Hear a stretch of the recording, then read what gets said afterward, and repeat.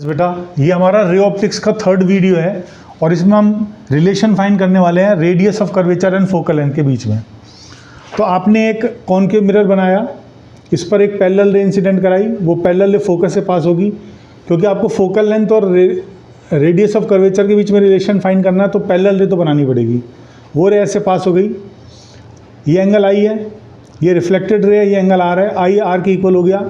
और अगर आपने यहाँ पर इस नॉर्मल बनाया तो नॉर्मल सी से पास होगा, तो आई इक्वल्स टू ये भी आई लिख दिया क्योंकि दोनों ऑल्टरनेटिंग इंटीरियर एंगल्स हैं। अब देखिए एंगल आई एंगल आर के इक्वल है, तो इनके सामने वाली साइड एफ के और सी एफ के और सी एफ बराबर होंगे। एफ के इजिकल टू सी एफ होगा, ठीक है। अब अगर आपको कोई भी डेरिवेशन करना है उसमें मानना पड़ेगा कि जो मिरर का अपर्चर है वो बहुत छोटा है, मतलब मिरर का साइज़ ही छोटा है, नहीं तो डेरिवेशन उसके लिए सही नहीं बैठेगा। तो अगर मिरर का साइज़ छोटा है तो के पॉइंट पी के नज़दीक हो गया, मतलब इतना सा मिरर है, ये पी है, ये के है, मिरर ही छोटा है तो पी के बिल्कुल नज़दीक हो गया। तो जहाँ जहाँ के लिखा है वहाँ वहाँ पी लिख सकते हैं हम। तो एफ के एफ पी हो गया ये, तो F P is equal to C F लिख दिया। ये क्वेश्चन नंबर 2 कह दिया। अब टोटल डिस्टेंस सी पी किसके इक्वल है? सी पी है C F plus F P के, C F plus F P के। एफ पी फोकल लेंथ है और सी एफ को हमने एफ पी लिखा तो सी एफ की जगह एफ पी रख दिया, तो F P plus F P twice of F हो गया। तो ये रेडियस ऑफ कर्वेचर और फोकल लेंथ में रिलेशन आ गया। लेकिन ये रिलेशन तभी सही है जब मिरर स्मॉल हो, मिरर का जो अपर्चर है वो स्मॉल होगा तभी ये सही है। अब कॉन्वेक्स मिरर के लिए भी देख सकते हैं हम। तो कॉन्वेक्स मिरर में एक पैरेलल रे आपने चलाई, वो पैरेलल रे यहाँ से टकरा के डाइवर्स हो गई, इस डायरेक्शन में डाइवर्स हो गई। नॉर्मल यहाँ पे बनाया, नॉर्मल सी से पास होता है, तो नॉर्मल और इंसिडेंट रे के बीच में एंगल ऑफ इंसिडेंट आई, और रिफ्लेक्टेड वे ऑफ के बीच में एंगल ऑफ रिफ्लेक्शन आर। इसका वर्टिकल अपोजिट ये आर हो गया, इसका वर्टिकल अपोजिट आई हो गया, इसको आगे एक्सटेंड कर दिया हमने। अब एंगल आई एंगल आर के इक्वल है, तो इनके सामने वाली साइड, इसके सामने वाली साइड है एफ के और आर के सामने वाली साइड है एफ सी, ये बराबर हो गए। और सी पी इजिकल टू हो गया F P plus C F, C P is equal to हो गया C F plus F P, और एफ पी सी एफ के इक्वल है। एफ पी सी एफ के इक्वल क्यों हो गया? क्योंकि ये जो के पॉइंट है ये पी के बिल्कुल नज़दीक होगा, के पी को अप्रोच करेगा, के पी के बिल्कुल बराबर होगा। तो जहाँ जहाँ के लिखा है वहाँ वहाँ यहाँ के लिखा है, एफ के इजिकल टू सी एफ है, तो F P is equal to C F हो गया, F P is equal to C F है, तो यहाँ सी एफ को हटा के हमने एफ पी रख दिया, तो वही रिलेशन आ गया सेम के सेम। ये कॉन्वेक्स मिरर के लिए डेरिवेशन है radius of curvature and focal length के बीच। इसके बाद हम रिफ्रैक्शन स्टार्ट कर रहे हैं। रिफ्रैक्शन का मतलब होता है bending of the ray from intermediate surface of two mediums. मान लीजिए कोई ये एक दो मीडियम से अलग अलग, ये फर्स्ट मीडियम है, सेकंड मीडियम है, और कोई लाइट रे ऐसे आ रही है, ये रेयर मीडियम है, हल्का मीडियम है। रेयर का मतलब ऑप्टिकल रेयर, और ये डेंसर मीडियम है, ऑप्टिकल डेंसर, ज़्यादा डेंसिटी है जिसकी, ऑप्टिकल डेंसर मीडियम है। तो लाइट रे जब और रेयर से डेंसर में एंटर होगी तो यहाँ पर बेंड हो जाएगी। वो ये नॉर्मल बनाया तो ये सीधे जाने की बजाय इधर की तरफ बेंड हो जाएगी, टूवर्ड्स नॉर्मल बेंड हो जाएगी। और अगर डेंसर से रेयर में जाएगी तो उल्टा हो जाएगा, अवे फ्रॉम नॉर्मल हो जाएगी। तो इन रिफ्रैक्शन का मतलब है bending of the light ray from an intermediate surface of two mediums, that is refraction.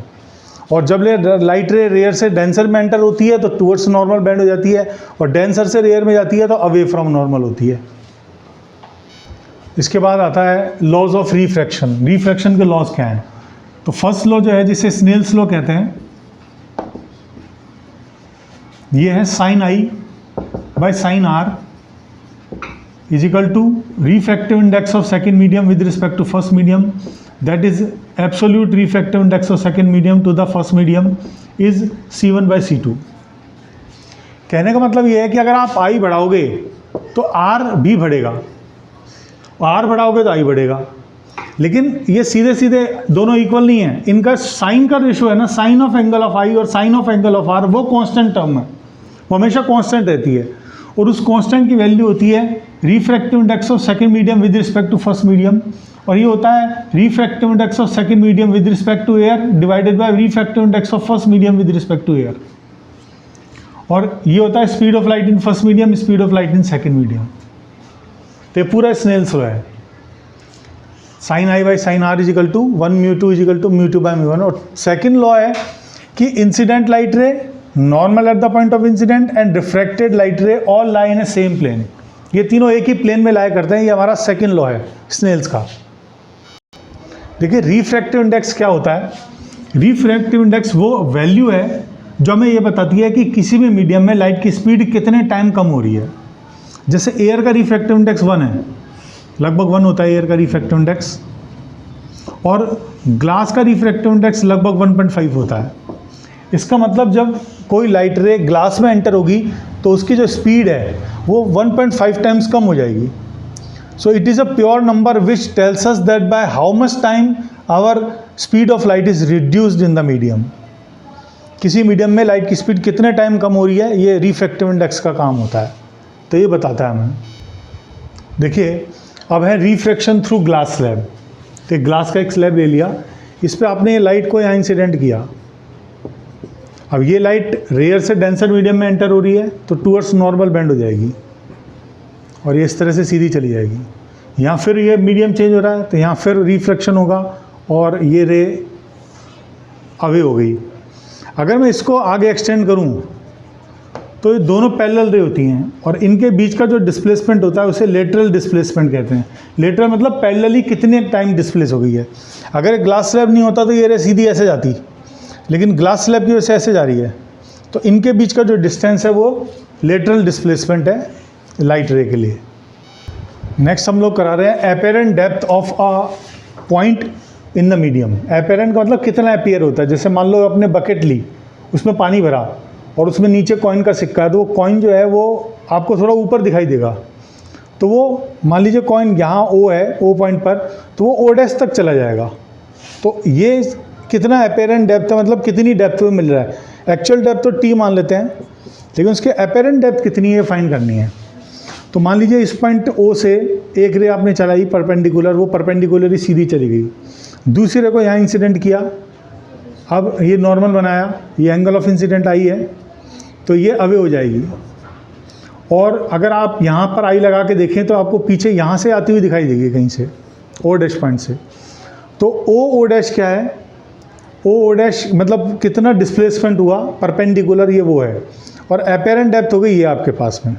अगर मुझे ओ डैश की वैल्यू निकालनी है तो हम कैसे करेंगे, देखिए ये एंगल कितना है, ये एंगल हमारा आर है, तो वर्टिकल अपोजिट इसका ये सीधी है, इस तरह से पूरा आर हो गया हमारा, ये पूरा आर हो गया। ये पॉइंट को मैंने टी कह दिया, ये पॉइंट को मैंने के कह दिया, और ये एंगल आई है और ये एंगल आर है, पूरा आई है तो ये आई माइनस आर हो गया, और ये आर है तो ये भी आर हो गया, क्योंकि दो पैरेलल रे अगर कट कर रही हैं तो ये कॉरस्पॉन्डिंग एंगल्स हो गए, angle r is equal to angle r. तो एक तो हमारे पास ये ट्राइंगल मिल गया के ओ डैश टी, एक तो ट्राइंगल मिल गया के ओ डैश टी, और दूसरा ट्राइंगल मिल गया आई में जिसमें आ रहा हो। अच्छा ये आई है तो ये भी आई हो गया, तो हमारे पास दूसरा ट्राइंगल मिल गया ओ के टी, ओ के टी। तो पहले इसमें देख लेते हैं साइन आर कितना होगा। साइन आर होता है परपेंडिकुलर बाय हाइपोटेनस। परपेंडिकुलर कितना है, टी के, और हाइपोटेनस कितना है, हाइपोटेनस है ये 90 के सामने वाली साइड ओ डैश के। ऐसे ही साइन आई आपने निकाला, परपेंडिकुलर टी के सेम है, बाय हाइपोटेनस 90 के सामने हाइपोटेनस है ओ के। तो sine i by sine r करा, that is T K by O dash K upon T K by O K. तो ये ओ के तो ऊपर आ गया और ओ डैश के नीचे आ गया। अगर के पॉइंट टी के नज़दीक है, हम रे यहाँ ना लेके थोड़ी इधर लेते तो भी यही होता, दिखता तो सिक्का वहीं पर जो भी कॉइन है वो कितना डिस्प्लेस हुआ है। इसका मतलब अगर के पॉइंट टी को अप्रोच करेगा तो के की जगह टी लिख सकते हैं, तो O T by O dash T आ गया ये। This is O T by O dash T, और ये हमारा किसके इक्वल हो गया, O T by O dash T, ये हो गया mu two by mu one के इक्वल हो गया। म्यू टू मतलब इस मीडियम का रिफ्रैक्टिव इंडेक्स, और ये म्यू वन मतलब इस मीडियम का।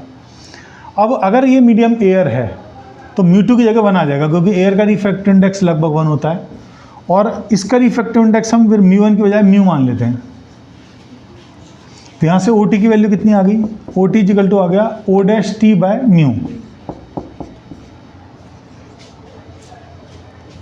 अब ओ डैश अगर आपको फाइंड करना है, ओ डैश, उसको लिख सकते हैं O T minus O dash T.